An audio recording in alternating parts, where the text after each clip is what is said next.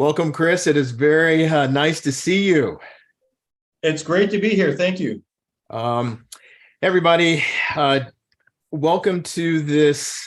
I would say it's going to be a very fun discussion between myself and Christopher Rosati. This is going to be talking about ADUs, SB9, SB35, basically housing policy in the state of California. I am the founder of the ADU University. I have a company called Yimby ADU. Yes, in my backyard ADU, and we have we like housing. Chris and I have known each other for several years because he sits on the planning board with the city of Burbank. He is also, and he's done that for how many years? I'm serving a third term, so it'll be 12 years when I'm done. And you're currently the chair. I am the chair. So you direct the planning, you kind of help run the meetings, and as you deliberate all the topics that come before the planning board. Yes, I kind of orchestrate the meeting. And the way I like to do it is I want every single board member to participate. And sometimes my job is to elicit, because I want as much information for all of us so we can make a proper decision for the residents. So that's what you do for as volunteer time, because that's not a paid position. It is not a paid position.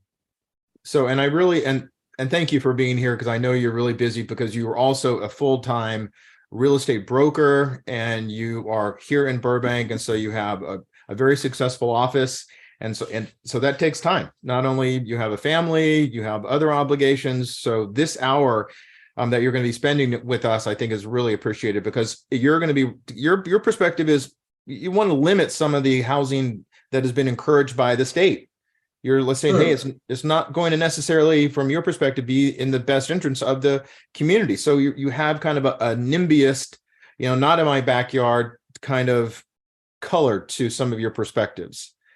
That is true. So before we jump into this, because we already have it recording, I do want to welcome everybody that's here, and welcome anybody who's watching the recording at the ADU University. My name is David Donahue. I'm going to be the host. Our panelist, as I introduced a moment ago, is Christopher Rosati, and we're going to be spending some time talking about ADUs, yes, in my backyard and not my backyard, from professionals that are in the space, and we're going to have a good conversation.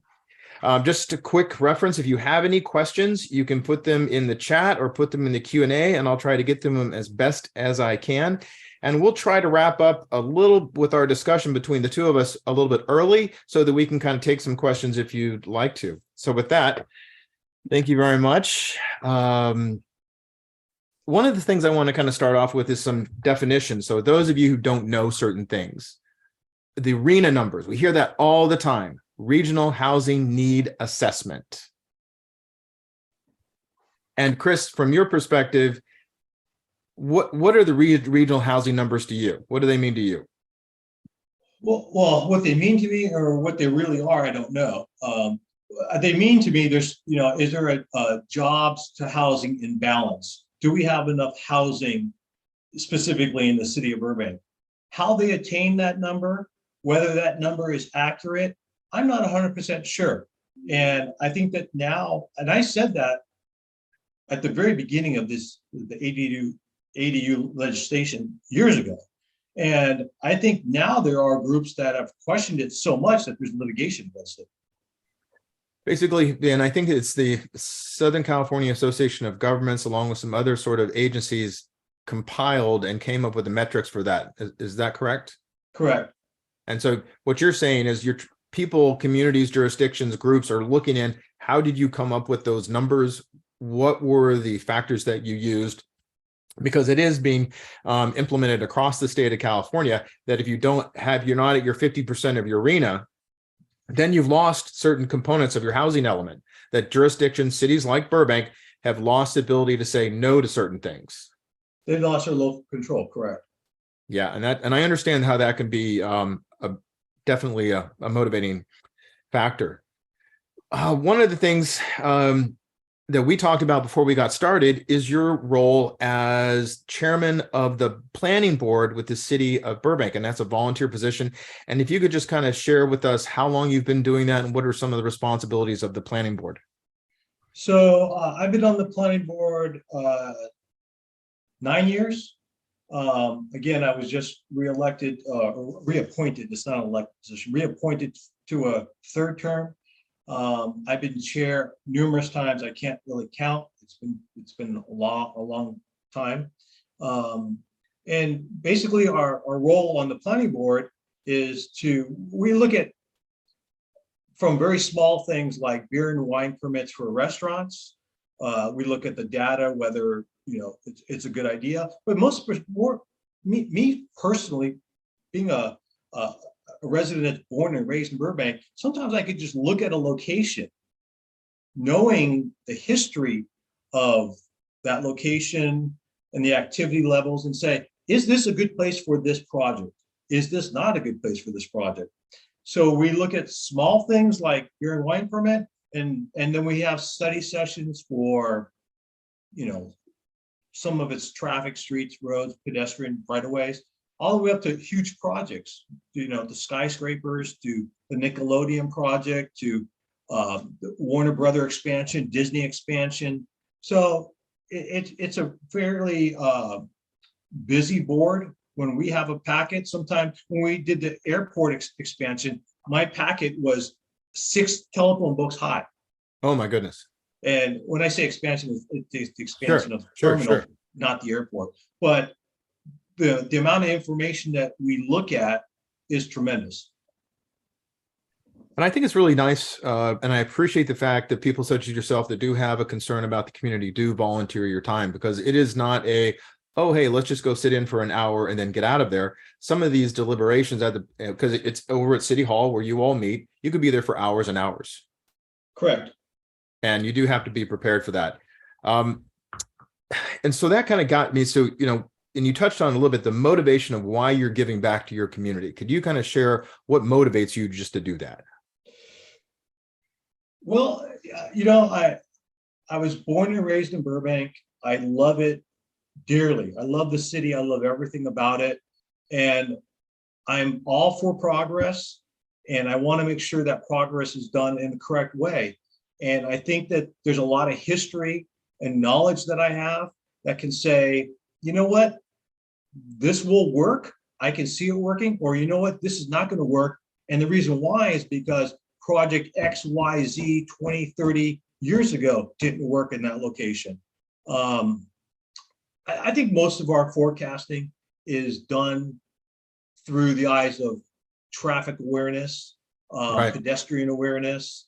I think that has the major impact. There's some projects, and I can't remember the name of it, but there's a chicken stand that just went into Burbank. It was a buy right project with the drive-through. It's caused a lot of angst amongst the residents, rightfully so. There's been a lot of traffic issues. If that came through the planning board, I do not think that probably would have opened, but it was a buy right project. So we look at these things and say, this is just probably too close to residential, too much noise, too many crowds, it won't work. Yeah, you touched on something that I did not have in my notes, but I want to ask you to go and dive into a little bit. And what does it mean by right? Because I'm hearing and reading a lot about that in jurisdictions across the state that are going to be they're going to be feeling it. So if a property is already zoned specifically for something, and that something may have closed or the property turned over, the new owner can put the same thing or something similar there. So I'll give you the instance with the chicken stand. It was a bank with a drive-through, and the bank closed. It was zoned for commercial and restaurant. The restaurant bought it and opened the drive-through. Well, two different businesses, two different models, and one of them is very popular. The chicken place is kind of the rage right now. I think it's called Raising Cane. Maybe some of you have heard it or not, but it has caused people from all over, droves and droves of people to come to Burbank to go to Raising Cane's. So by right, they were able to open this up with the drive-through without going through the city process. When I say the process, through the planning board and city council. So we didn't get a chance to weigh in on it.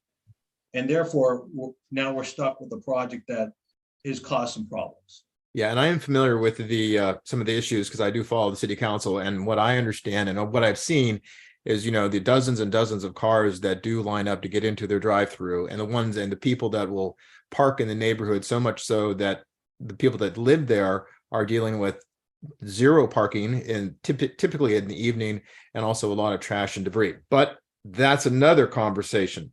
Before I really get into the meat and potatoes of this conversation, I wanted to ask, you know, what would you recommend to people who are considering volunteering or running for a board or commission where they live? I think it's worthwhile doing. If you have it in your heart to serve, I strongly urge you to do it. I know that there's a lack of people that do serve, and I know that sometimes cities and municipalities are constantly searching for new people, and I am a proponent of people being engaged. You should be engaged in your community. You should know what's going on. The residents and everyone should have a say because you all live there, and you should have a say in where you live. And I agree with that 100%, because if you're not engaged, if you're not following, a lot of things could happen and you have no input on. And there you do, your voice can be heard. So even if it's going in front of city council with an email, a telephone call, or communicating in some way, even that, just that, you know, small amount of effort to do does have an impact. They do it. We started the question, you know, about the RENA numbers. Let's dive into Burbank. It's like, what do you think? How do you see the city of Burbank being able to address their RENA numbers? Because they have a goal, but I think it's 2027. I think 2027, 26, I forget the exact year, for their 6-year period that they have to increase housing by over 8,000. Look, I think it's going to be tough to do. You're talking about a lot of units. Do I think they'll come close? Maybe. There are a number of ways to get to that number. There's SB35, which is kind of like a by right type, you know, build where the developer come in without much city say and build. And then there's developers that are going to have planned development where the city does have say. So there's multiple ways to reach those numbers. But we also have to realize, and just speaking from experience, I can't tell you how many projects that were approved at my level, beautiful projects I really wanted to see happen that never got built. And the reason why is because, one, the economy may have changed and they couldn't get the financing. Two, they were a little overzealous in their planning and they couldn't get financing and make the numbers work. And three, sometimes they just decide, you know what, I'm just going to sell the project and move on. So there's a lot of projects that even in today's world that we have approved, city at the planning board level and at the city level, that they still haven't even broken ground yet. So just because we pass something doesn't mean it's actually going to equate to numbers, units. Yeah. And thank you for that. The one thing you mentioned about the SB35s is being able to kind of get close to the RENA numbers. I mean, I know that's one of the things that I've seen, and I'm a very strong housing person. I'm definitely a proponent. ADUs, SB9, I'm all for that 100%. The one thing I'm having some sort of hesitation on, and maybe one of the few things we may share some similarities, is the SB35 development of low income, high rise, densified without any parking. And I mean, you know, one that's actually been in the city, that's been entitled, if that's the correct phrase, to be built, 146 units, 262 bedrooms, and 7 parking spots. And I think that in the city of Burbank, that is going to have an effect. And I'd be very interested to hear what your thoughts are on that entitled project and the multiple other projects, I think, by that same developer for that same area, of what it may do. Yes, it's going to get us a lot of numbers, 800 of them actually, I think, towards our RENA. but it's also going to bring in probably a couple thousand people. And I would guess more than half of them are going to have cars that they're going to drive. So let me start off by saying, and this goes back to the whole ADU discussion way back when. So many people said to me, "You're a realtor. You're supposed to be for housing. You're supposed to be for residents and apartments and for skyscrapers." I think people think because I'm a realtor, I'm also a developer. Two different things. Yes. The other thing is I'm not for destroying the product that I sell, which is Burbank and Burbank neighborhoods. I do not want to destroy that product. There are SB35 products that are completely irresponsible, like the one you just mentioned that's being built with 7 parking spaces or 21 parking spaces once they build the thing completely out. Then you got responsible, beautiful SB35 projects like the Pickwick project. Right. I don't have a problem with that Pickwick project. It's a great location. It's parked right. I think the developer, he's a smart guy. If he builds a good product, he's going to make some money. The other developer, I don't think so. I think maybe he comes up with a junk project that he's going to have issues with tenants because there's going to be parking wars. There's all kinds of issues with that project. I am for smart development. I'm not for careless, reckless development. And I think that if anyone knows me, they should know that about me. Mm-hmm. I am very careful about where projects should go and where projects shouldn't go.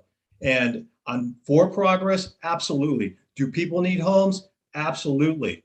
But let's not destroy our city in the process.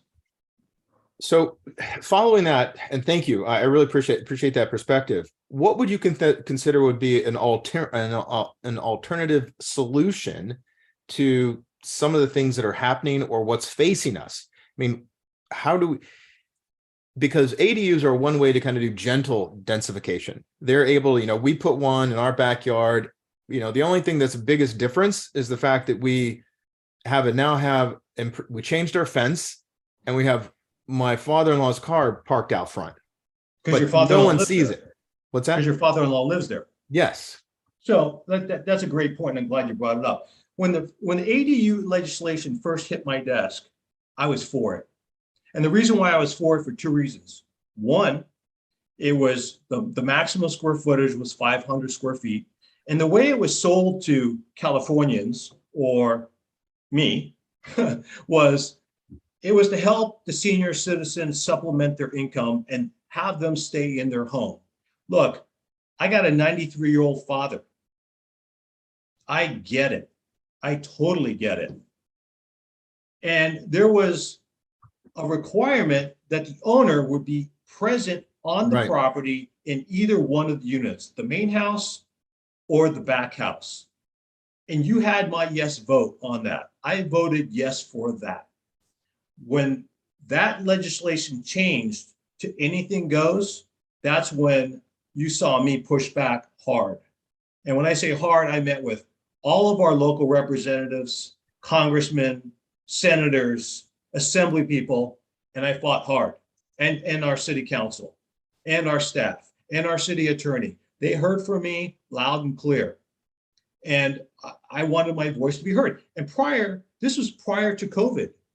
Right. And I remember saying in a public microphone, prior to COVID, I don't think having 8, 9, 10 people living on a lot is very healthy for sewer, trash, all kinds of reasons. And I have other reasons, but those were the ones I was really concerned with. Congestion.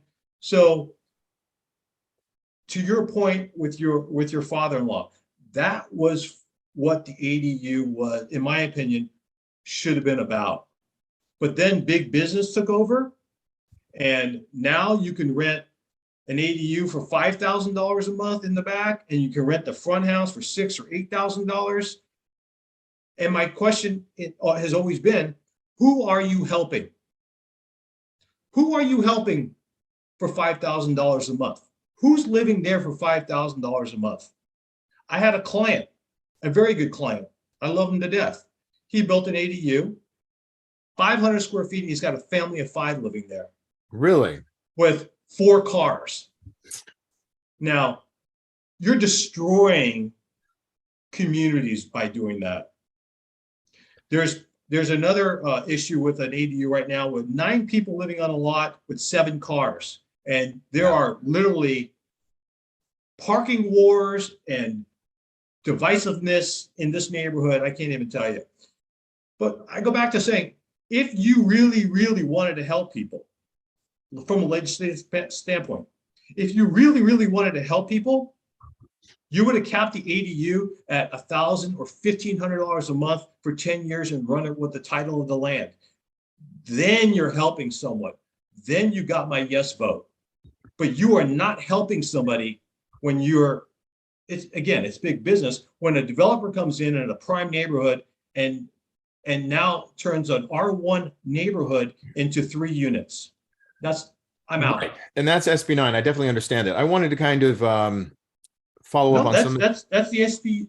That's not SB9. That's ADU, because you're going to have a house with a junior ADU and a detached. And ADU. So now you got 3 units. Yes.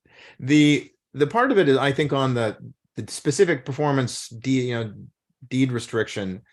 I think that kind of gets into some, really sort of precarious waters where you are putting a deed restriction on somebody's property and saying, hey, limit the amount of money.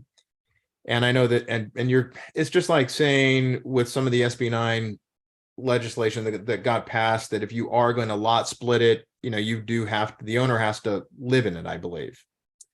And so there are some sort of owner occupancy things. And I think that people are maybe a little bit disingenuous about that. And it's unfortunate. 100%. So and it's also disheartening to hear that you've seen examples, because you would in your position, where there are parking wars and there's high occupancy. But I have seen where that may be the exception and not necessarily what is most predominant. Yes, could occur, but is it I don't think that's normal. Ours, I think that a really great size is anywhere between 300 to probably 750 square feet. Ours is 734, and I have to tell you, it's just spectacular. It's full-size kitchen, bathroom, bedroom, and we have a really good-sized living room. And it's perfect for somebody who came from a 2,000 square foot place in Palm Desert. And so he's able to kind of downsize really well. The number of people that are being rented to, and where it's really high occupancy, that is interesting, and I can understand where it could be impactful. But being able to offset your income if you are renting it out, and it is, I think we're in a very unique city in Burbank, because there is such a shortage of housing that somebody could rent it out for $3,800, $4,400 a month very easily. And so that's a huge incentive. Deed restricting or with limitations, and I understand it's like, how do you really affect affordability and accessibility, keeping the rents low. But a lot of folks are using, if they had to get a HELOC, if they had to get a construction loan or had to do something, that mortgage increase is definitely going to be a burden if they're not able to get enough to pay for it and to be able to, make a little bit of money on it. So that just kind of my thought on that. So I know that the owner occupancy is going to sunset, I think next year. And I believe that Senator Anthony Portantino, who represents our area, is against having that there, that he would like it to sunset. But then we have Assembly Member Laura Friedman, who's in our district, who would definitely be a proponent. And I think a lot of people in Sacramento are a proponent of keeping the owner occupancy out. Yeah, I agree. Is there anything that you would see as an alternative to any of this development that you would support? That I know that each jurisdiction is different. We're very unique because we have an old IKEA building that is not currently being used. And we have, unfortunately, some very large, what used to be anchor retailers. I think, is it Bed Bath & Beyond, Sears, in this very large mall that's in our downtown area, that they've either gone out of business or going out of business. So as an example or an illustration of a way or something that could be used to get some arena numbers, that whole area could be developed with several thousand apartments. Would you support that? Yeah, look, I've participated in, it seems like every second or third year, a new rendition of the downtown specific plan. And I've said, this is how detailed I am about my city. If you really want to make the downtown area a completely walkable community, put walkable things in, a supermarket, a hair salon, all the things that people, dry cleaners, all the things that people need to walk to, and then build around it. And we have yet to do that. But I think that there's talk potentially of the IKEA area. I think there's talk of the old Kmart site being housing. There's talk of maybe, it depends on the new owner of the mall being housing. Right. I'm all for it if it's just planned right. And to say that people are going to Uber and bike all over Burbank, you're not going to fool me with that. I'm a California kid. People Right. like their cars. But if you want to make that, look, I've lived in very walkable communities before, and it was a pleasure to walk. Mm-hmm. But people aren't walking 20 blocks. They're walking 3 to 4 to 5. And you got to have those amenities downtown to make that a thriving, walkable community. And I'm all for it. I'd love to see it happen. But it has to be a good project. I've been right or wrong. I know I offended people, but I don't think the collection was a very good project. You look at that project, And what is the collection? Just for people who are watching. The collection is the project that faces the AMC theater. Okay. So you have this huge building, you have the AMC theater, and then you have this alley. It's kind of dark, it's kind of cold. It's a huge project. For whatever reason, for many reasons, it hasn't really worked well. And I don't think, and you see businesses open and close, open and close, Right. open and close. And what's the reason for that? You have 300 to 400 people living in that community, but where are they going if they're not coming downstairs to patronize those businesses? So again, I think we need to take a hard look at our downtown and do it right, so that way it's a thriving community. Yeah, and I think that comment comes with, there has to be some additional controls and some balances. That's my first knee-jerk reaction I hear when I hear you say that. And being able to kind of have some sort of common sense, sort of, going to global 30,000 feet in the air kind of perspective to say, okay, if you're going to do all this housing, how do you then incentivize people not to use their cars? Because I think that's what you're saying. The incentive is you don't need to have your car, even though you and I both do share and agree that I think in Southern California, people that are working, that are going to be living in an apartment or a condo, want to have a car. We're not going to be New York, and or any of those kind of places where we're going to have some sort of public transportation system that is going to be this gleaming golden beacon to the rest of the world. I just don't see it happening. I think a lot of people purport to say that they hope that it will happen, that the metro, by increasing all of their bus things, is going to be something great. I disagree with that, because the metro, again, with the money that they have and that they're spending billions of dollars, they still are not protecting the riders. And so if you don't protect the riders, with 5,000 plus people living on the buses, I think that's a problem, and that's an issue. And the Metro Board has been against having police officers there. So I apologize, I'm getting a little bit off track, but it goes to, how do you build 3,000, let's say it's 2,500, 2,700 apartments or condos or whatever they tend to be, and it's going to be in downtown. You're going to have that additional infrastructure. And I agree. Where's the market going to be? And where are all the other things going to support all of those people that are going to be living there? And just like there's the development on First Street, I think they had about 10%, or I'm not sure what the low income housing requirement was or is, but they have fulfilled it. but the majority of their other apartment buildings are, $2,700, $3,200 a month. So those, it's going to be market rate. That's not really in the affordable category. It does provide housing, but I guess the thing that I have about being able to support legislation, smart legislation, not SB35, I don't think that's smart, but smart legislation to get the housing numbers in so you can saturate it in Burbank enough to kind of keep it competitive with homeowners or apartment owners, to see their rates so they're not going to be super, super high. I mean, how do you see the addition of inventory? Can it affect, I guess there's a way to ask somebody like you, can market inventory affect the demand that Burbank has and other jurisdictions have? Yeah, of course. It's all supply and demand.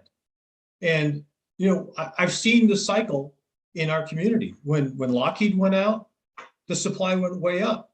The rents went way down. The home prices went way down. When the .com and the movie industry took off, and everything got retooled towards movies and video and things like that, internet, things heated up again. I mean, it's all about supply and demand. Right now, I think we're kind of in a weird, somewhat downturn, maybe. I've seen more supply than I've seen in a long time. I've seen more apartments coming down in value in a long time. And again, I think people are moving out of the area. Some people are pulling the plug on California altogether, and it's making it more affordable.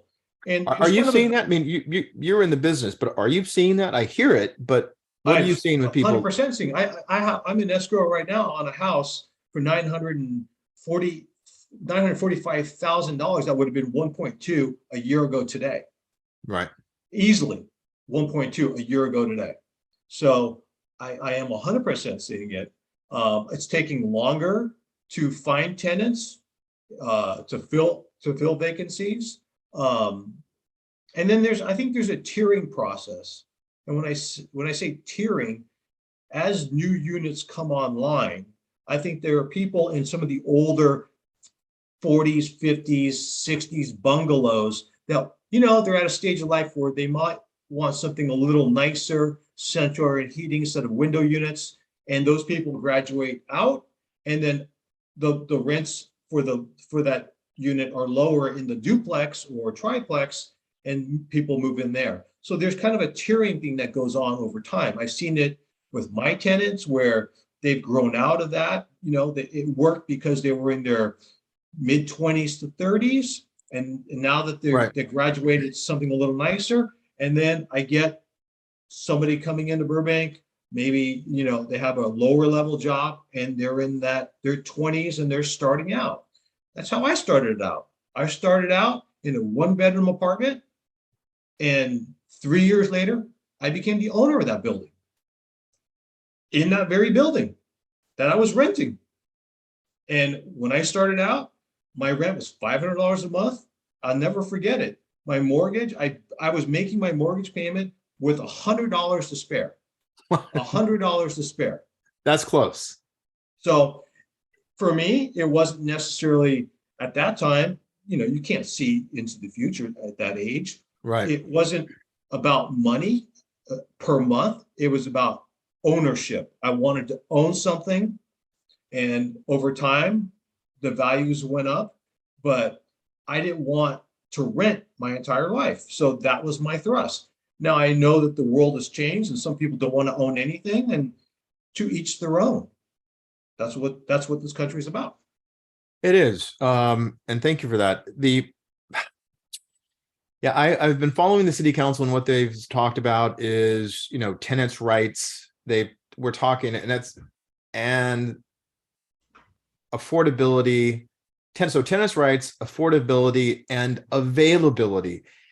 And I was recently at a city council meeting where I was really struggling hard to see if the city council themselves has a plan to really kind of affect any real meaningful change of how they're going to be able to do that. I know that they've talked about, particularly on some of the council campaigns, there should be some sort of an incentive for Burbank employees, whether you're working for the police, fire, or school district, or and also definitely city employees, those four categories, to make some sort of incentive to keep them here, to make sure that they stay here and they're not hired in, trained up, and then go someplace else that's paying them more. Because, you know, it just makes sense to, like, hi, you're making $25 an hour, and then, hey, we're going to pay you 45 or whatever the numbers are. But how do you think the city council itself is going to be able to address these issues that I don't see that they want to, that they're talking about, but I don't see how that they can get there? And I understand some of the policies that are there, and I see how housing is going to be developed. SB35, not a fan. SB9 and ADU is definitely a fan. But how do you think that the city council has a plan? Do they have a plan? I don't necessarily think they do.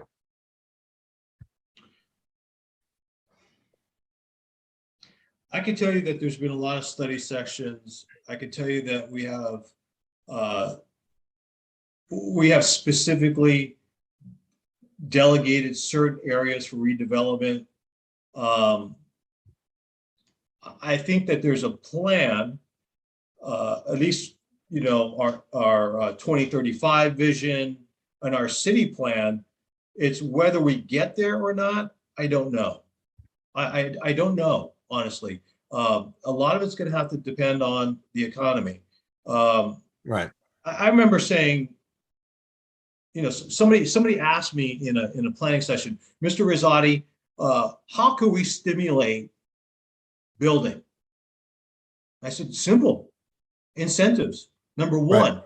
If you change any of those commercial corridors over by the Lockheed District, off of Hollywood Way and San Fernando Road to residential, all of a sudden you completely changed everything about that commercial building for a developer to come in and purchase it and put housing.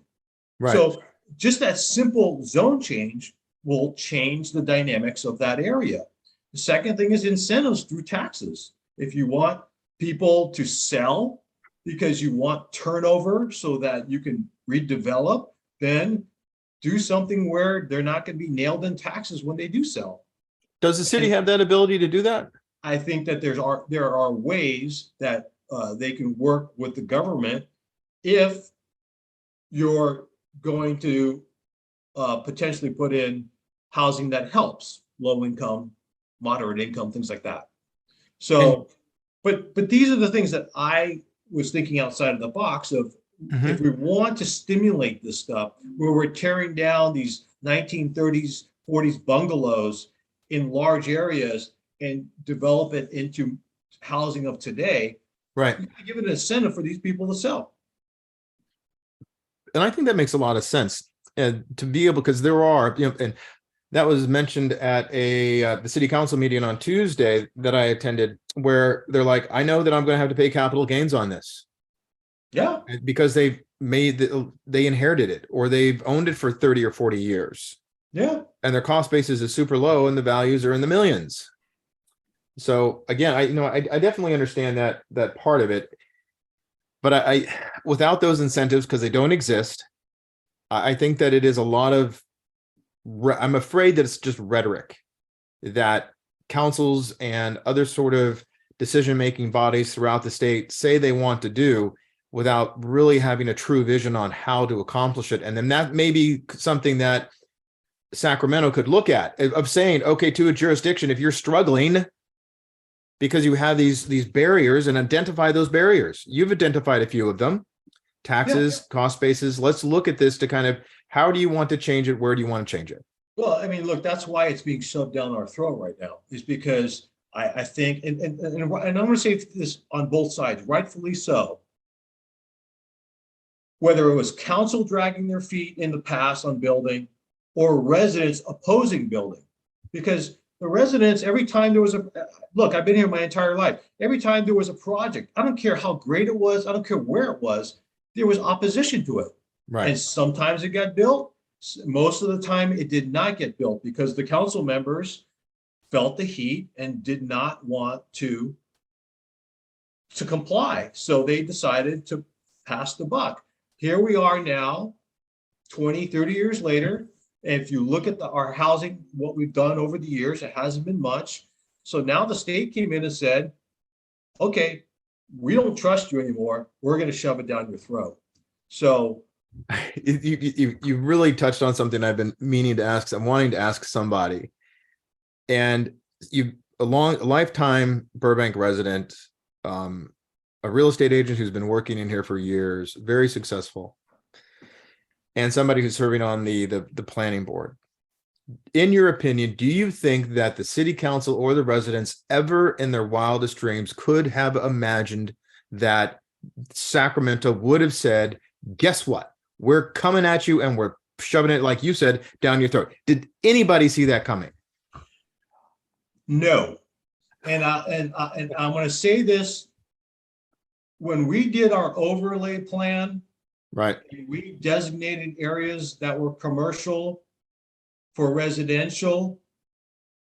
I don't think at that time, those council members ever thought, well, the state's going to come in and say, thank you, we're taking it. And if they did, I don't think that they would have designated certain areas as residential. And I'll give you the perfect example, Pickwick, right? Council members designated that area in an overlay for residential. And all of a sudden the state came in and said, okay, we see that SB35 is good there and we'll take it. And that's what happened. I think if any council member in today's world knew that, they probably wouldn't have designated that area as housing. So in answer to your question, no, I don't think so. I don't think that they ever thought the state was going to come in and do this. It is heavy-handed. I wish we could have another bite of the apple. I wish we could say, look, well, let us do this, but let us do it in a way that's thoughtful and not destructive. Okay, let me push back on that one a little bit. Thoughtful and not destructive, and having another bite at the apple. It sounds all well and good. Not everybody is a Christopher Bazzotti sitting there with decades of experience and insight.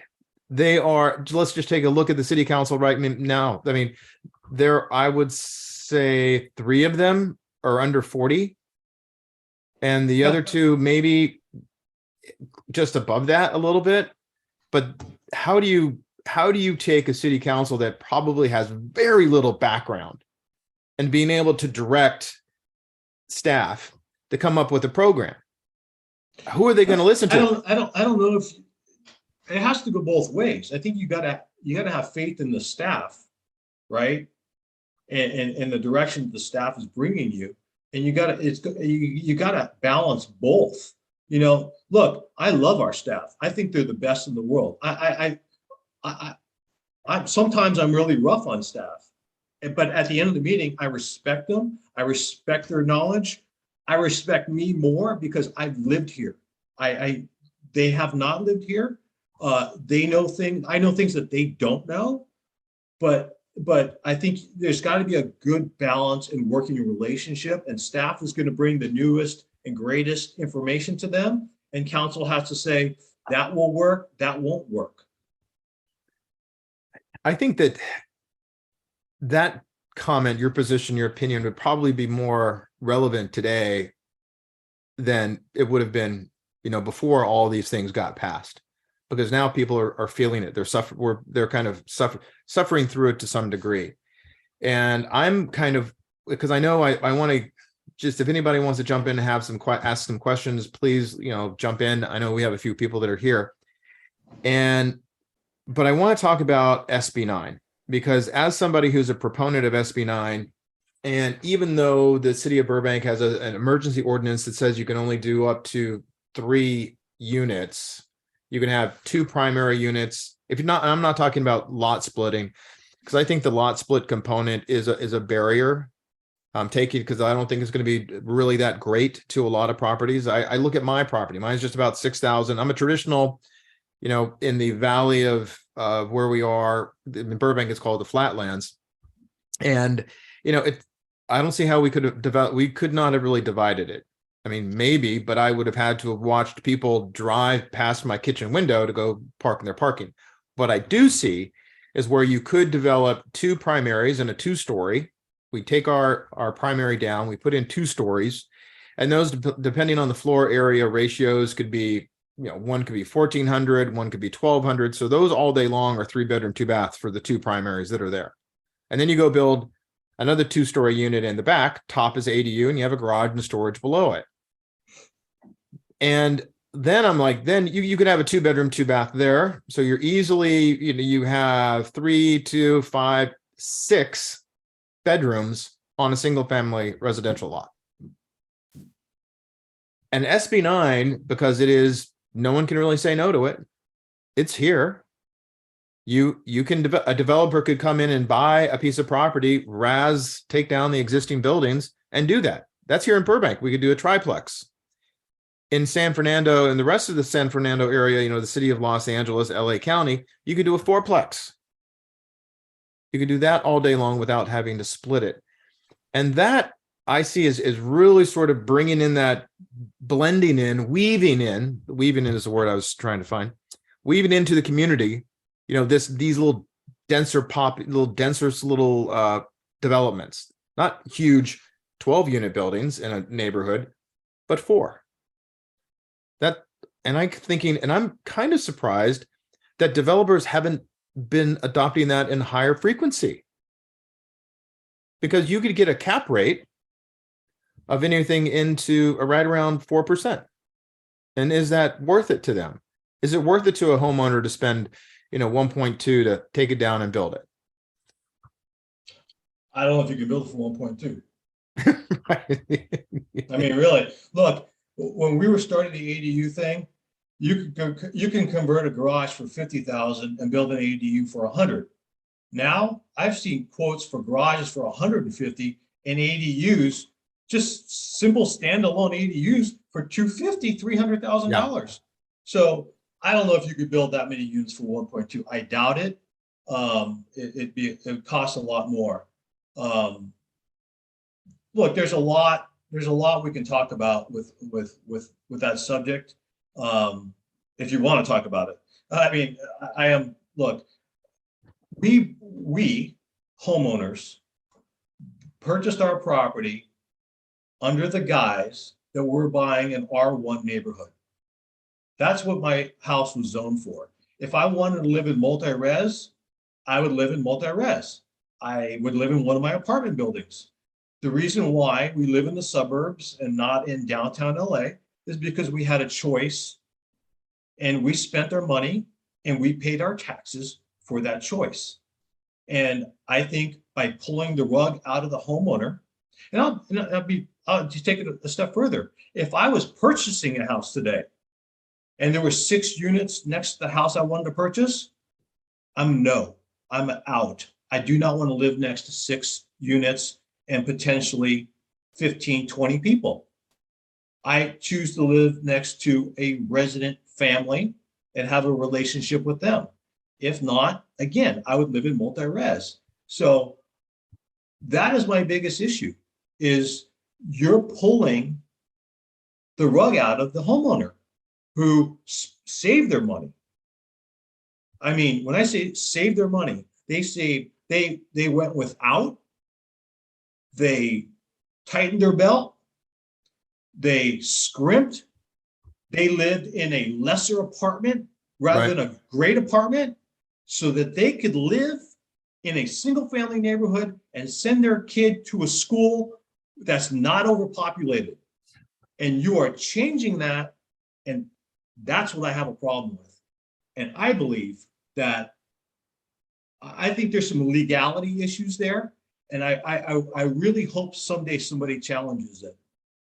Meaning take the state of California to court and sue them for this. Yes. It's going to be interesting. I think that there is going to be a very, the dynamics about the housing issues and how to solve it, I think are going to be in front of us for the rest of our lives. I mean, but don't you think, before we were talking about all this, but don't you think, what is Burbank? 7 square miles? 107,000. Shouldn't we say, how many people can live in this area? before we say, okay, we're full. I mean, shouldn't we do a study like our sewer systems are 80 to 100 years old? Our water, we're constantly talking about water shortages, electricity. We don't have the grid. If we went electric today, we do not have the grid to support it. So before we even talk about all this housing stuff, shouldn't we say, like, in the city of Burbank, this is where we're maxed out. We have so many schools. Our schools are suffering with their budgets. And what are we going to do? Are we going to double the amount of students in those schools? Our infrastructure, to look at our infrastructure, it's falling apart. We don't even have a budget that funds it. We have parking structures that are falling apart that we can't keep clean. I mean, you're getting into a topic that I wanted to bring up to some of the city council and some people, and I think it's very germane for this conversation. City council candidates and those who were elected have talked about the impact of having so many job availabilities, so many people commute into Burbank. You've heard that argument. It doubles. If they say the numbers are, we double during the day. It's 200,000 people are here in Burbank. So these people are living. So we have the jobs in Burbank where our population doubles overnight. So people are having to drive in, and the council candidates and people have said, well, that is bad for the environment because they're having to drive and this pollution, and we need to be able to provide more housing, which I kind of look at what was incentivized prior, because you mentioned some of and I'm seeing these developments being built. There are huge skyscrapers going up. I think, is it Warner Brothers where they have the two massive buildings? Do you know how many stories they are? 20, 30 stories? So These are huge builds. So those are going to be thousands of more workers that are coming in without that. So it's kind of like, I don't know if it's a policy question, but I look at it to be able to bring it up to say, if you were building these thousands of units of commercial units where people are going to live, they're going to work, they're going to commute. They're not going to live here because you can't. So that kind of goes to your question. It's like, if you look at Burbank, it goes to your comment. If you look at Burbank, you say you only have 7 square miles or so, and you don't really, and your infrastructure is old and limited, and then you constantly are building more, commercial buildings where more employees are going to work, you kind of exacerbate that argument. Yeah.